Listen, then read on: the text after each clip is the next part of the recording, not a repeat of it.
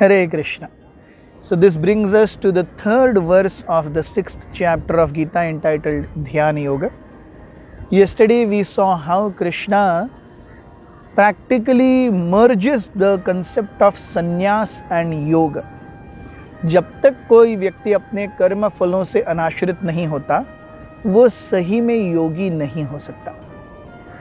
आज भगवान योग के दो स्तरों को बताते हैं, योग रुरुक्षु और योगारूढ़।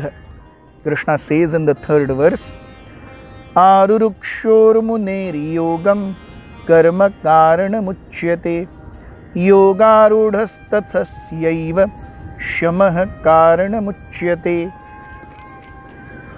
For a person who is a neophyte in Eightfold Yoga system, work is said to be the means, and for one who is already elevated in yoga, cessation of all material activities is said to be the means.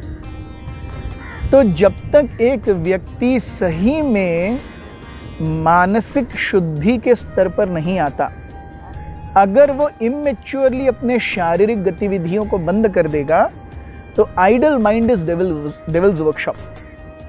So unless one is sufficiently purified within, one should not externally give up work. So yoga or coming to Krishna is also compared to a ladder. It's compared to climbing a ladder.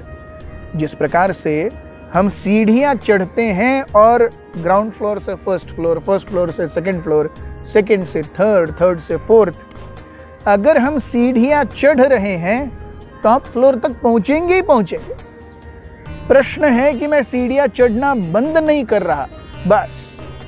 सो योग में भी हम देखते हैं, हमें भगवान भगवत गीता में 4 योग पद्धतियों के बारे में बताते हैं, कर्म योग, ज्ञान योग, ध्यान योग और भक्ति योग।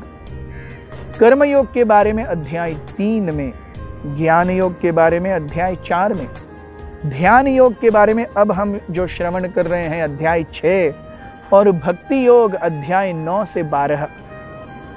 और ये चारों अध्याय भी, ये चारों योग भी, they are like different levels of coming to Krishna. सबसे पहले एक व्यक्ति सकाम कर्मी है, वो केवल अपना इंद्रिय भोग चाहता है। सो उसके लिए भगवान ने कहा अपने इंद्रिय भोग की इच्छाओं को छोड़ दो। जब वो इंद्रिय भोग की इच्छाओं को छोड़ करके निष्काम कर्म करने लगता है, कर्म कर रहा है, अब तक हृदय स्वच्छ नहीं हुआ, लेकिन फिर भी धीरे धीरे वो कर्मों को भगवान की सेवा में प्रवृत्त करता है। He dovetails his physical bodily activities in the service of Krishna. When he does that over a period of time, when one does work without expectation of result for Krishna's service, then heart becomes purified. Then one can cease external activities and dive within. हम आगे देखेंगे अष्टांग योग में, अष्टांग योग की 8 पद्धतियां क्या हैं? यम, नियम, आसन, प्राणायाम, प्रत्याहार, ध्यान, धारण और समाधि। इन 8 प्रक्रियाओं से अष्टांग योग बना है। इसमें से प्रथम 4 प्रक्रियाएं, यम, नियम, आसन और प्राणायाम, ये शारीरिक प्रक्रियाएं ही हैं। The dos of the body, the don'ts of the body, the way one sits in order to do dhyan about Krishna, and the way one controls one breathing postures, ये सब शारीरिक ही हैं। इसके बाद की जो स्टेज है वो मानसिक है। 5वीं अवस्था प्रत्याहार। आहार अर्थात हम पोषण प्राप्त करते हैं, प्रत्याहार अर्थात हम बाह्य चीजों से नहीं, आंतरिक चीजों से पोषण प्राप्त करते हैं। In material world a person is trying to find enjoyment through sense gratification, but when one tries to dive deep within oneself in order to seek happiness, that is called as pratyahar. But the concept of pratyahar cannot be reached unless one is sufficiently purified from body and mind. इसीलिए यहाँ भगवान कहते हैं इस योग के 2 स्तर हैं, योग रुरुक्षु और योग रूढ़। योग रुरुक्षु यानी जो योग शुरू कर चुका है, लेकिन वो चढ़ रहा है। तो चढ़ रहा है, अगर अपने चढ़ने की एक्टिविटी को बंद कर देगा, वो ऊपर कैसे पहुंचेगा? तो इसीलिए भगवान कहते हैं कि आरुरुक्षोर मुनिर योगम कर्म कारण मुच्यते। For one who is a neophyte in the Eightfold Yoga system, work is said to be the means.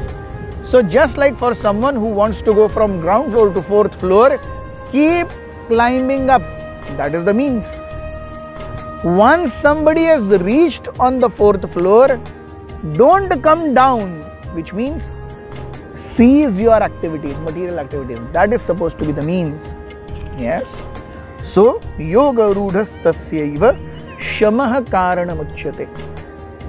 नीचे है, ऊपर जाने के लिए चलते रहना पड़ेगा, चलना बंद नहीं करना है। ऊपर पहुंच गए, फिर चलना बंद करना है, क्योंकि चलते रहेंगे तो फिर नीचे आ जाएंगे। बहुत बहुत धन्यवाद।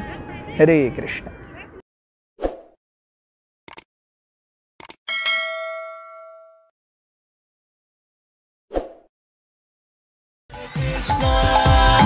Krishna Krishna Krishna